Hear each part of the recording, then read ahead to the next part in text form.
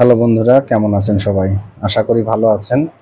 আজকে 2/9/2025 তারিখ একটি অভিজ্ঞতা আপনাদের সাথে শেয়ার করতে চাই।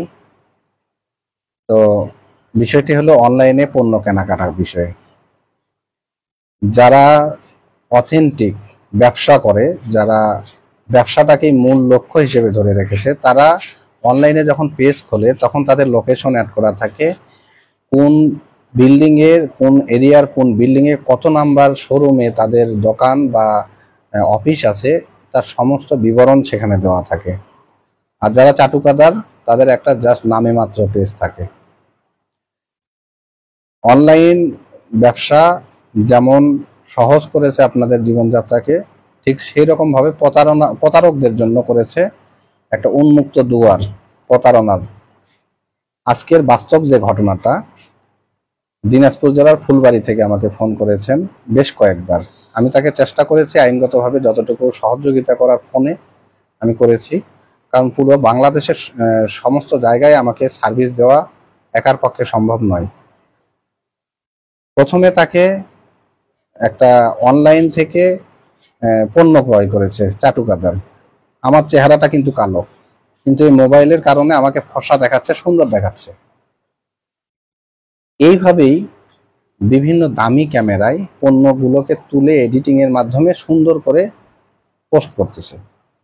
যেখানে একটা জিনিস দেখে, নিজে দেখে হাত দিয়ে ধরে কিনতে গিয়ে হেজিটেশনে ভুগতে হয়, সেখানে আপনি অনলাইনে শুধুমাত্র একটা ছবি দেখে আপনি ক্রয় করছেন। তারপরেও যদি সেটা হতো কোনো ভেরিফাইড, যদি কোনো বিশ্বস্ত প্রতিষ্ঠানের কোনো পেজ থেকে কিনতেন, সেটা ধরে নেওয়া যায়, মেনে নেওয়া যায়। কিন্তু আপনি যার কোনো ভ্যালু নাই, যার কোনো অনুমতি নাই ব্যবসার, সেই সমস্ত একটা পেজ থেকে আপনি অনলাইনে পণ্য ক্রয় করতেছেন। আপনি আর একটা জিনিস খেয়াল করবেন, অনলাইনে যখন পণ্য ক্রয় করবেন, যারা সত্যিকারের ব্যবসায়ী তারা আপনাকে ঢাকা শহরের জন্য 60 টাকা বা 80 টাকা কুরিয়ার চার্জ দাবি করবে, এবং ঢাকা শহরের বাহিরের জন্য 100 টাকা থেকে 120 টাকা কুরিয়ার চার্জ দাবি করে থাকে।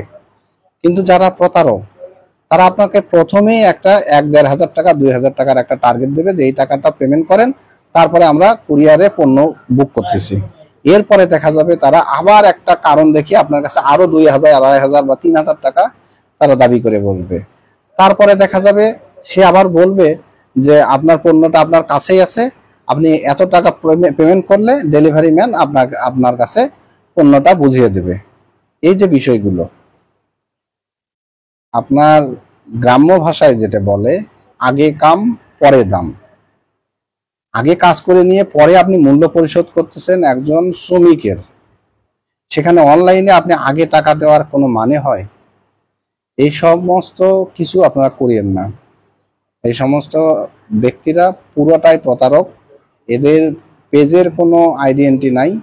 এরা যে মোবাইলগুলো ব্যবহার করে, যে নাম্বারগুলো ব্যবহার করে, সমস্ত কিছুই ফেক।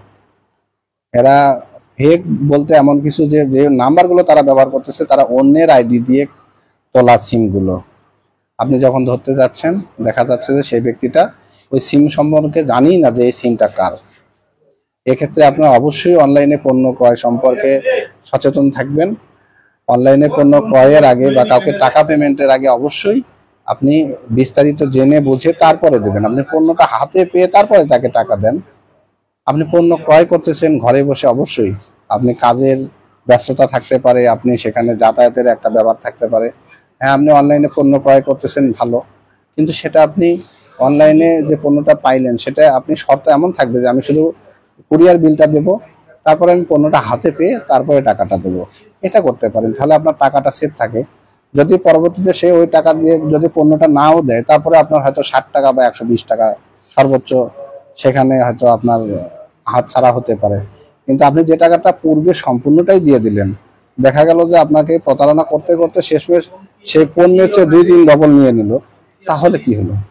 সতর্ক থাকেন, সবাই ভালো থাকেন, ক্ষতির হাত থেকে নিজেকে রক্ষা করেন। ধন্যবাদ সকলকে।